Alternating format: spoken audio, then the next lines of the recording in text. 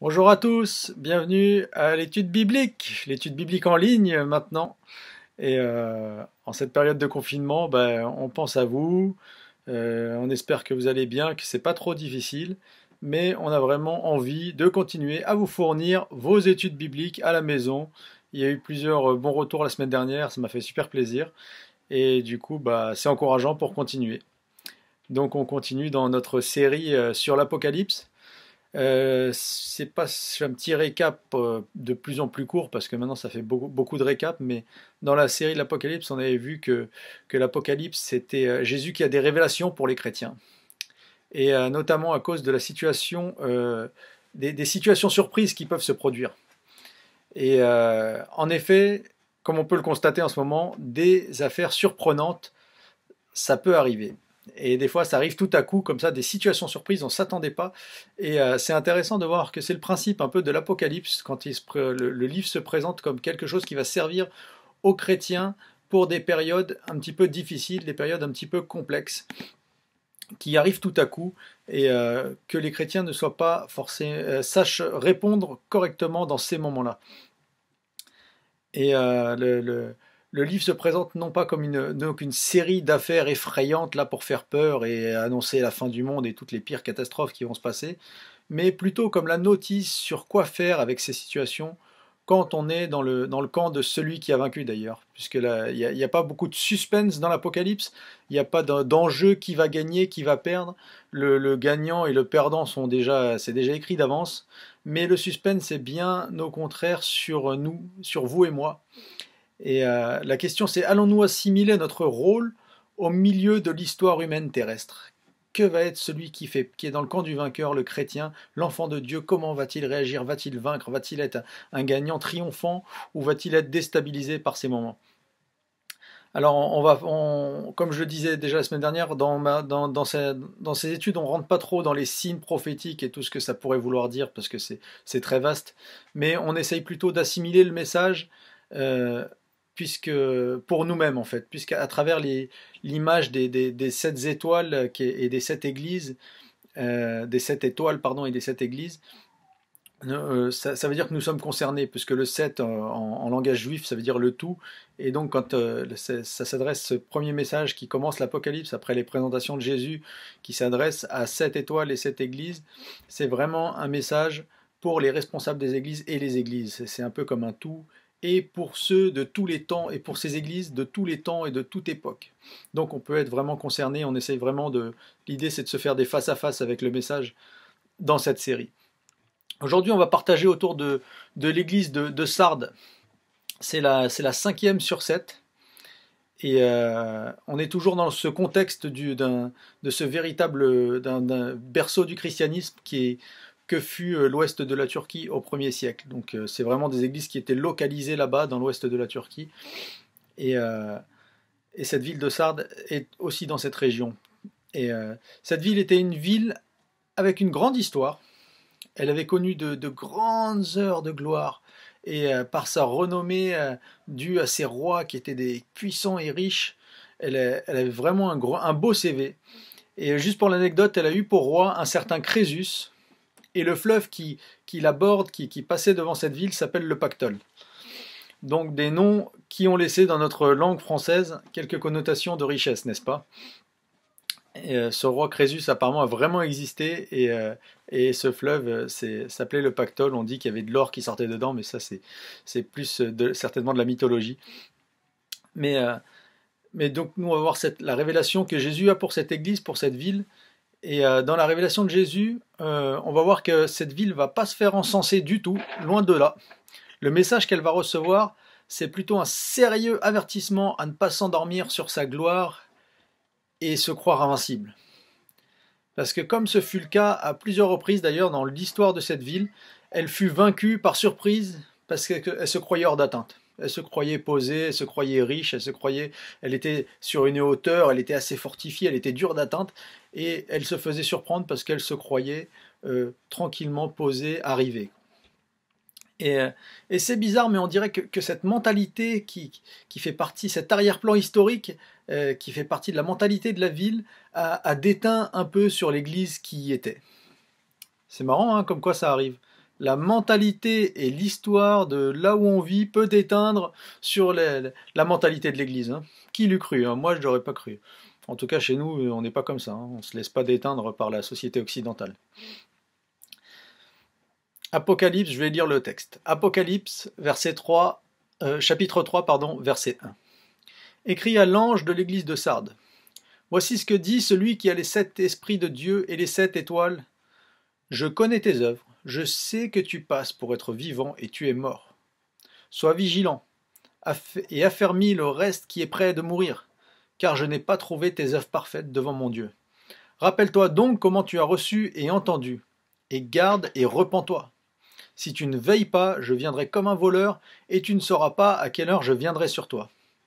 Mais cependant tu as à Sardes quelques hommes qui n'ont pas souillé leurs vêtements. Eux, ils marcheront avec moi en vêtements blancs, parce qu'ils en sont dignes. Et celui qui vaincra sera revêtu ainsi de vêtements blancs. Je n'effacerai point son nom du livre de vie, et je confesserai son nom devant mon Père et devant ses anges. Que celui qui a des oreilles entende ce que l'Esprit dit aux églises. Quel message!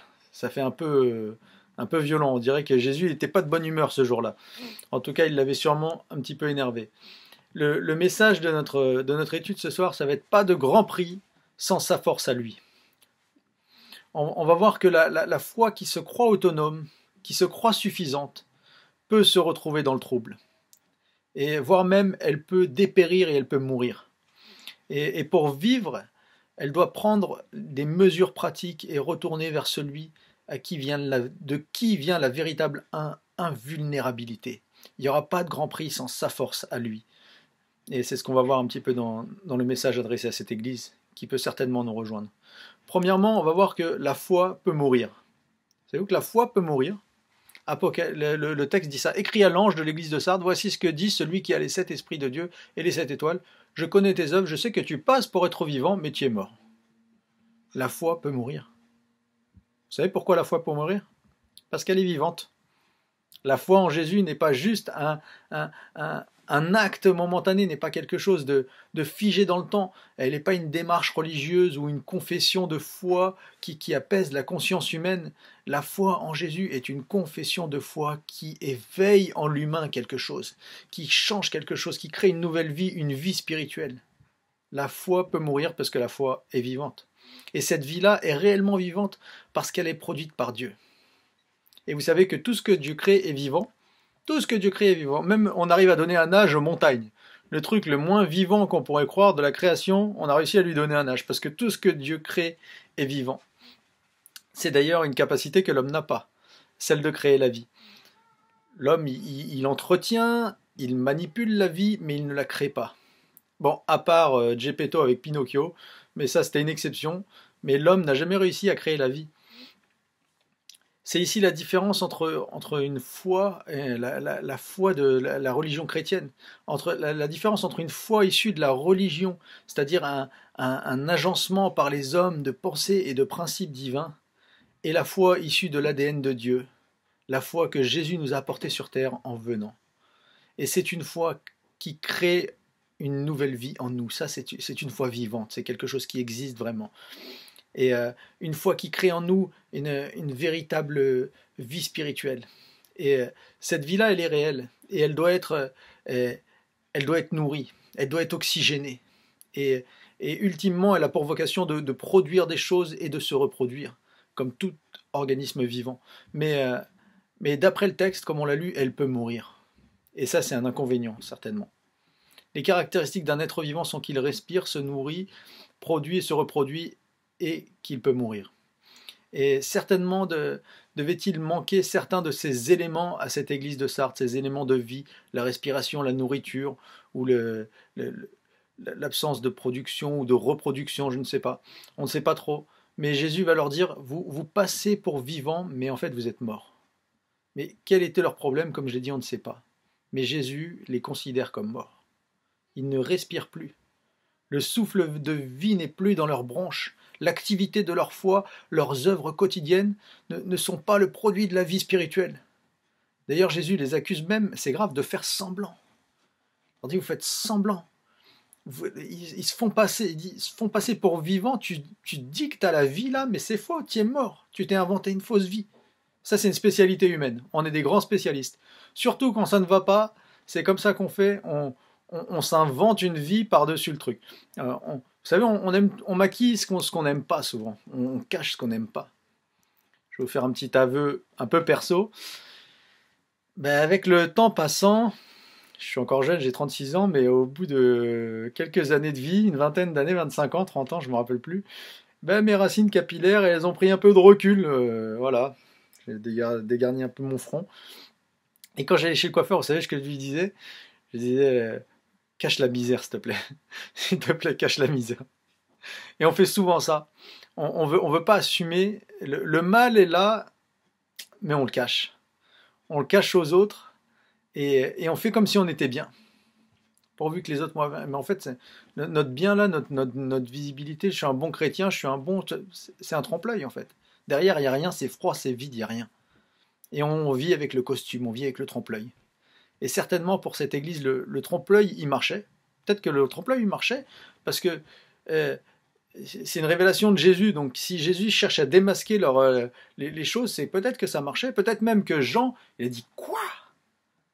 Moi, je croyais que c'était une église de fous, l'église de Sardes. Je croyais qu'elle était trop bien, cette église. » Et j'imagine, quand il est revenu avec les dossiers du ciel, là, quand il est descendu, là, il a dû leur dire « Eh les gars, là, mais vous êtes des menteurs. » Parce on peut cacher des choses aux hommes, vous savez. On peut cacher des choses au pasteur. Le pasteur peut vous cacher des choses. On peut cacher des choses à ses amis. On peut cacher des choses à ses enfants. À son mari, à sa femme. On peut cacher. Mais là-haut, là, il y a une caméra, là. On ne peut rien lui cacher. Il y a une caméra qui est en haut qui filme. Et celle-là, on ne peut pas l'arnaquer. On ne peut pas l'endormir. Elle filme d'assez haut pour voir toute la terre, là. Elle a des infrarouges, elle traverse les murs de ton cœur.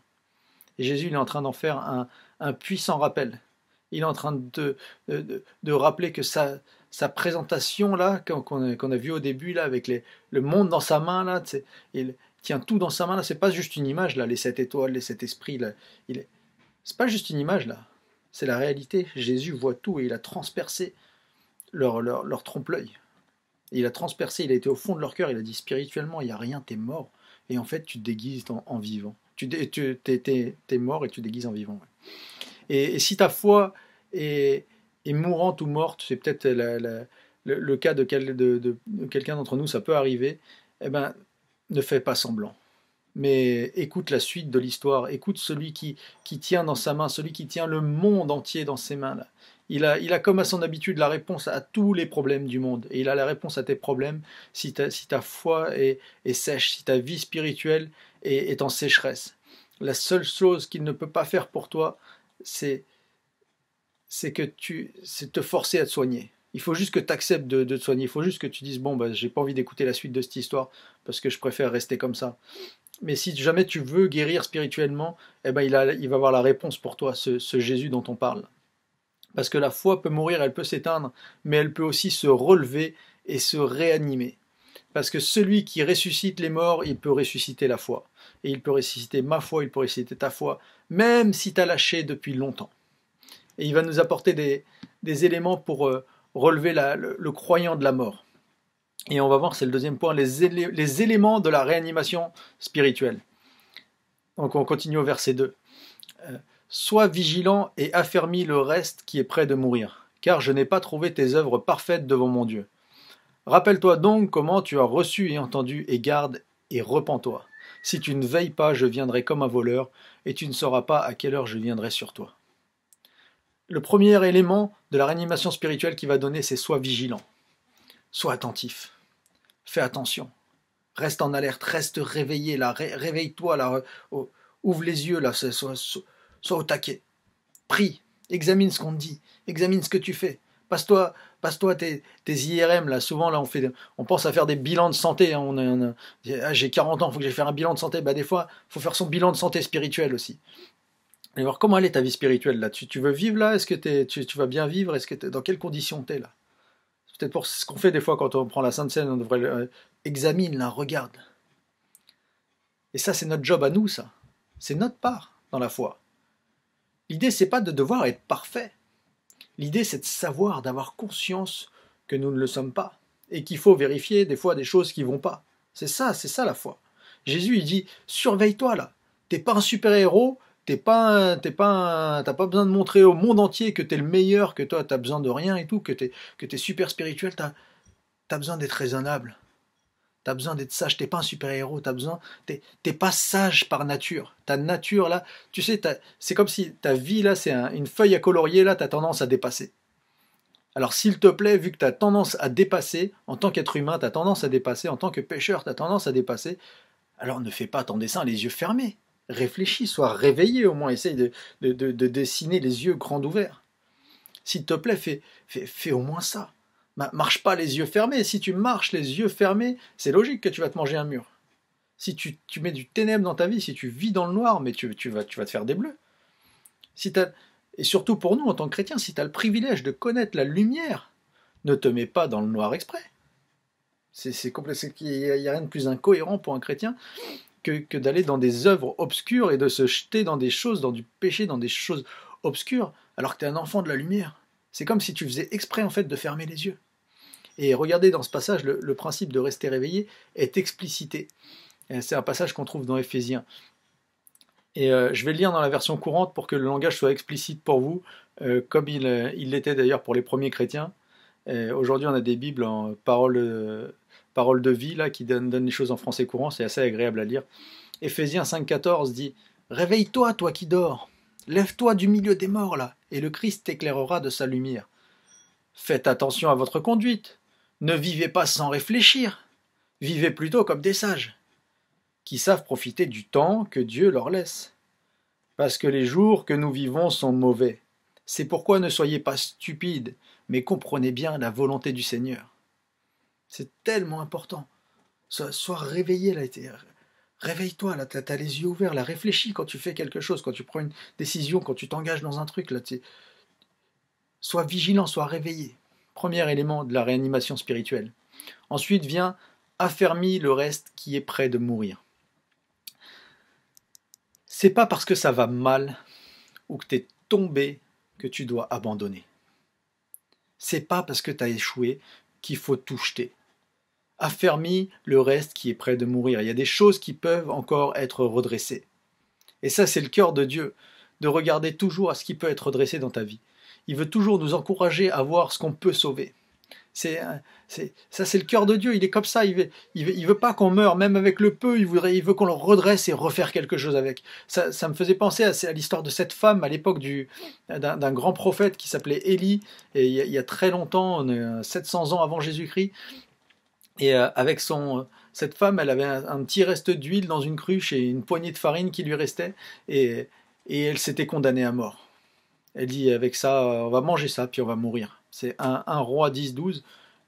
Mais elle lui répondit, aussi vrai que l'Éternel ton Dieu est vivant, je n'ai pas le moindre morceau de pain chez moi. Il me reste tout juste une poignée de farine dans un pot et un peu d'huile dans une jarre. J'étais en train de ramasser 2 bouts de bois et je vais tenter et préparer ce qui me reste pour moi et mon fils. Et quand nous l'aurons mangé, nous n'aurons plus qu'à attendre la mort. Elle était là avec ça. Voilà, c'est tout ce qui me reste. Puis de toute façon, même ça va mourir. Mais elle a rencontré ce monsieur, cet homme de Dieu qui lui a dit « Attends, on va utiliser cette misère-là, on va utiliser ce dernier truc et on va en faire quelque chose. On va en faire quelque chose. On va faire du bon. Ce qui te reste là, ce petit truc-là, peut encore survivre. Mais par contre, il faut que tu le remettes dans une perspective de foi. Il faut que tu le remettes, il faut que tu le redresses dans une perspective de vie avec Dieu. Si tu ne t'en remets pas à Dieu, même avec le peu qui te reste là, c'est rien, c'est insignifiant, eh ben il peut te redonner du pain. Si tu lui remets ça, il peut te redonner du pain pendant longtemps.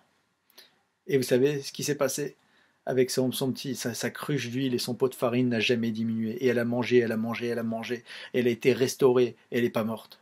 Et le message, c'est une invitation directe. Ce message, c'est une invitation directe pour nous, pour les chrétiens, ça peut être pour des pasteurs, pour des églises, pour dire que malgré l'accumulation d'échecs, malgré le sentiment que c'est fini, il faut prendre juste des fois le petit reste, là, la petite chose là qui paraît insignifiante, et il faut miser tout dessus. C'est ce que Jésus il dit là, quand il dit affermis la petite chose qui reste, là je l'ai vu, ça c'est le cœur de Dieu, il voit là, il dit on va tout miser dessus, mets le paquet dessus, si on redresse ça, on va pouvoir redresser toute la maison. Et peut-être ça fait des années que tu n'as pas prié, que tu n'as plus rien eu à voir avec la vie d'un chrétien, que tu n'es pas du tout, mais alors du tout dans la lumière, mais que tu sais, que dans le fond de ton cœur, tu sais, il y a encore une petite flamme là, il y a encore un petit truc qui brille, il y a encore un petit semblant de volonté de sortir de ce style de vie là. Tu avais changé de style de vie, c'est devenu un cimetière pour ta foi, et tu sens qu'il y a encore une petite volonté, il y a un petit truc là, tu dis ouais, ça c'est quand même, j'ai envie de me rapprocher de Dieu. Eh bien Jésus, il est là, il est devant toi, il te dit redresse-moi ça. Redresse-moi ça avec ça là. Si on affermit ça, le petit reste là, on va peut-être pouvoir réanimer le tout. Tu peux encore faire ma volonté. Il y a presque plus de vie, mais on va faire du massage cardiaque, ça va repartir. Et tu peux encore faire ma volonté et retrouver ton épanouissement. C'est précisément ce que Jésus est en train de dire dans les éléments de la réanimation. Jésus n'est pas venu pour te condamner, il est venu pour te récupérer. Et Jésus, il a identifié toute sa mission comme ça. Et ne croyez pas que l'Apocalypse est un jugement. L'Apocalypse, c'est le cri du salut, le cri d'un Dieu qui veut récupérer tous ses enfants. Et Jésus a identifié sa mission comme ça, en sauveur. Vous savez, alors que les religieux condamnaient les gens à rester impurs, à être inadéquats, incompatibles avec Dieu, eh bien Jésus, il a balancé la synthèse de son ministère aux gens et de sa mission. Et il a dit ça, c'est dans l'évangile de Matthieu, on trouve ça, et il dit, regardez l'envoyé de Dieu, le Messie, regardez ce que je suis, regardez ce qu'il est. Il ne cherchera pas querelle, il n'élèvera pas le ton, il n'est pas venu pour te culpabiliser, t'appuyer, t'enfoncer.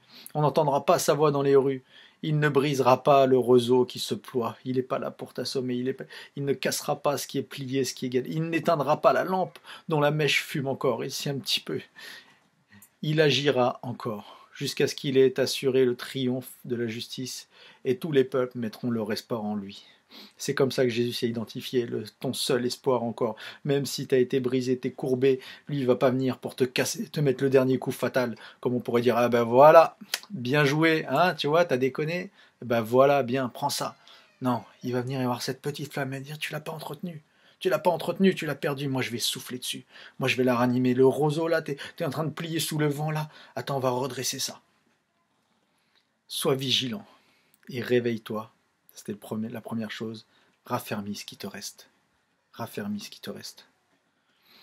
Apocalypse 3.2. Sois vigilant. Affermis le reste qui est près de mourir, car je n'ai pas trouvé tes œuvres parfaites devant mon Dieu. Je n'ai pas trouvé tes œuvres parfaites devant mon Dieu. Ici, Dieu, il nous rappelle qu'on a une mission devant lui. La notion de perfection, ici, c'est pas un standard. C'est pas une notion, c'est une notion d'accomplissement, pardon. Quand Dieu dit je n'ai pas trouvé tes œuvres parfaites devant mon Dieu, c'est pas une notion que tu as tout bien fait, tu n'as rien raté. Mais c'est que tu as accompli ce que tu devais accomplir.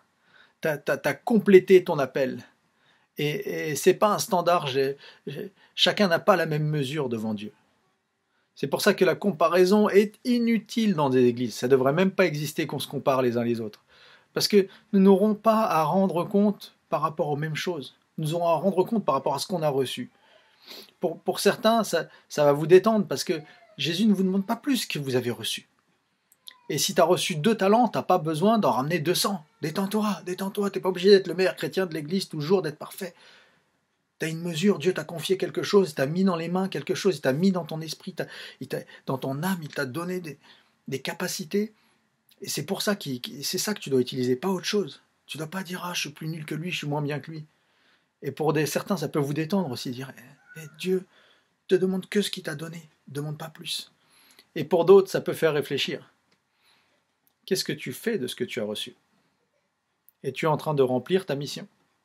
Es-tu vraiment en train d'être parfait devant ton Dieu, de compléter ce qu'il attend de toi? Mais la trame de fond de cette perfection devant Dieu, c'est que tous, nous pouvons le faire. Ce que Dieu t'appelle à être, tu peux l'être. Tout le monde peut être parfait devant Dieu, parce qu'il ne te demandera pas ce qu'il ne t'a pas donné. C'est pour ça qu'il va parler du 3e élément de la réanimation, et de la résurrection spirituelle, de redevenir vivant de mort.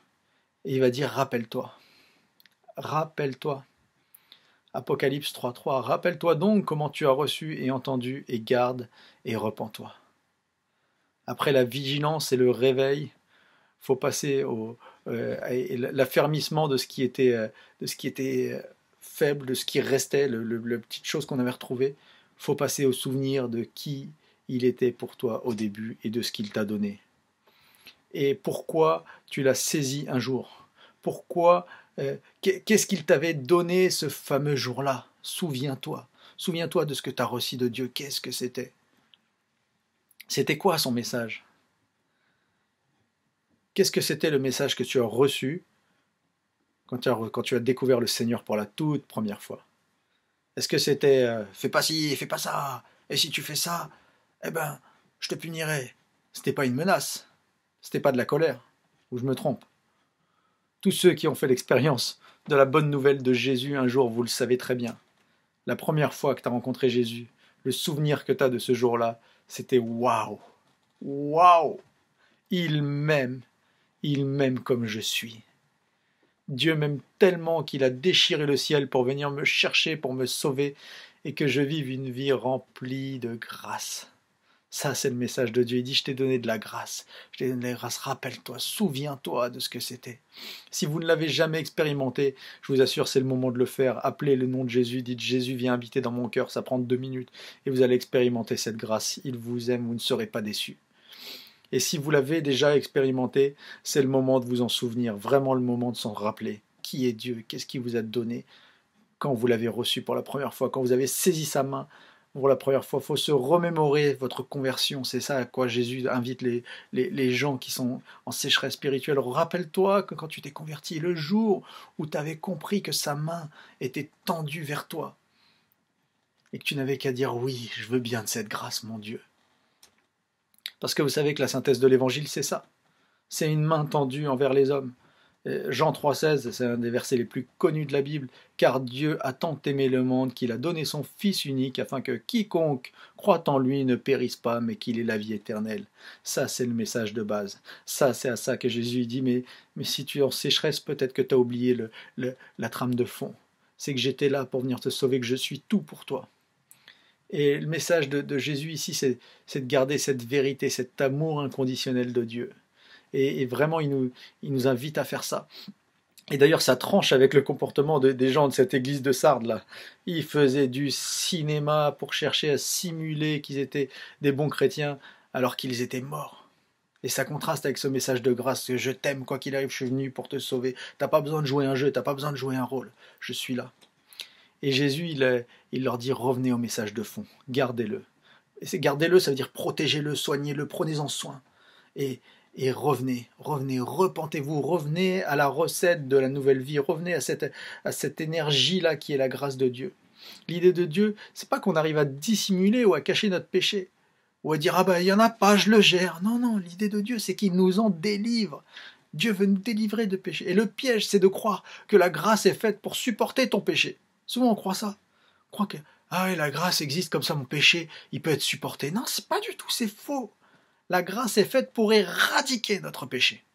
La grâce est faite pour faire exploser le péché en vol et pour l'enlever de ta nature. L'apôtre Paul, il explique quand il parle de la surabondance de la grâce par rapport à l'abondance du péché qu'il y a dans l'homme.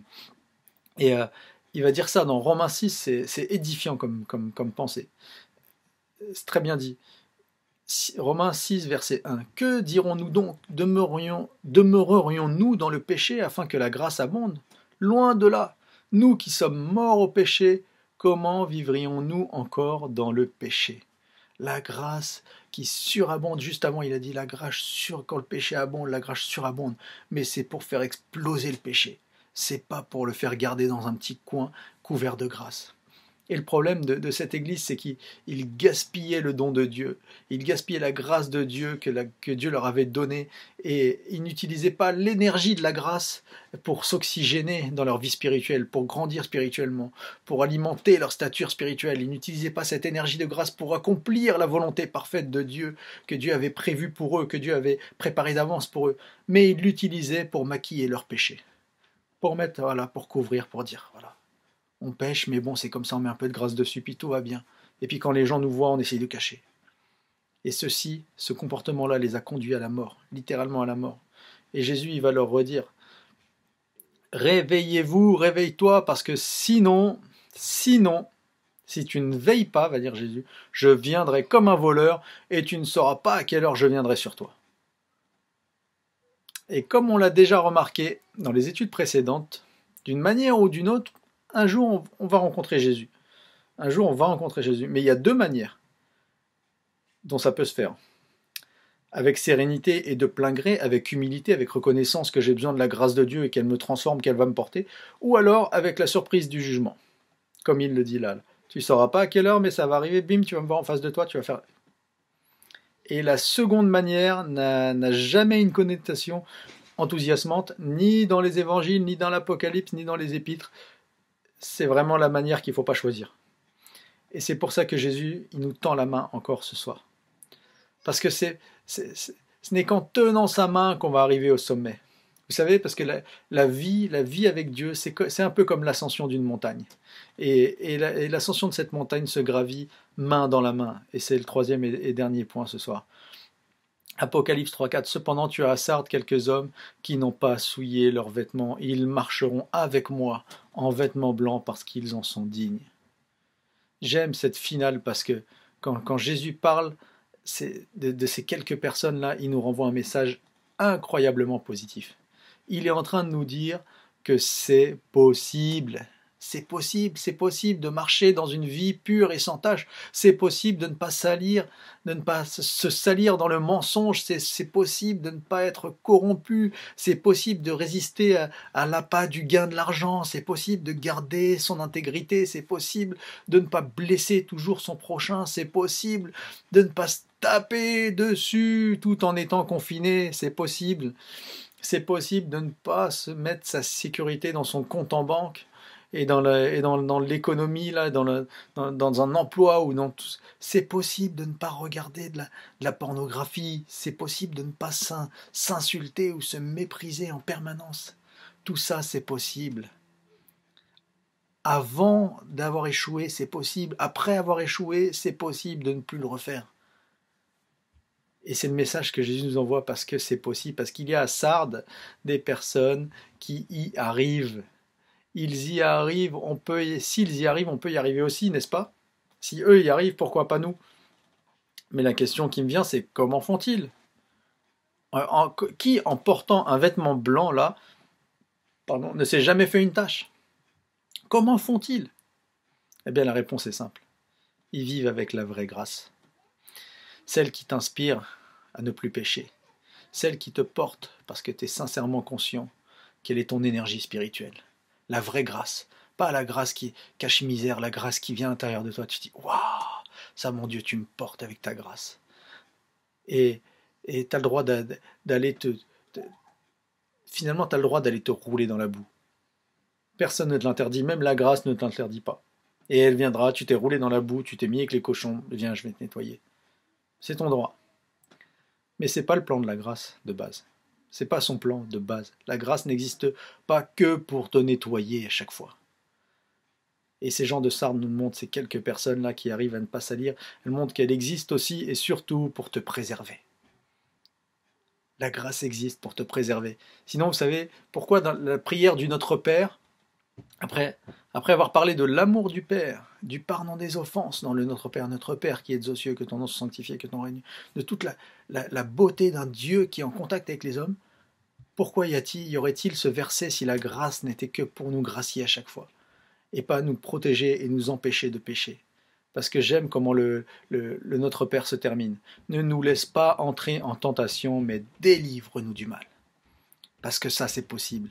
Parce que le message de Jésus, c'est que tu peux déjà t'habituer à marcher avec celui avec qui tu vas marcher dans l'éternité. Tu peux déjà t'habituer à avoir ce vêtement et à pas le salir. Parce que celui qui vaincra sera revêtu ainsi de vêtements blancs, et je n'effacerai point son nom du livre de vie. Je confesserai son nom devant mon Père et devant ses anges. Ça, c'est comme ça qu'il termine.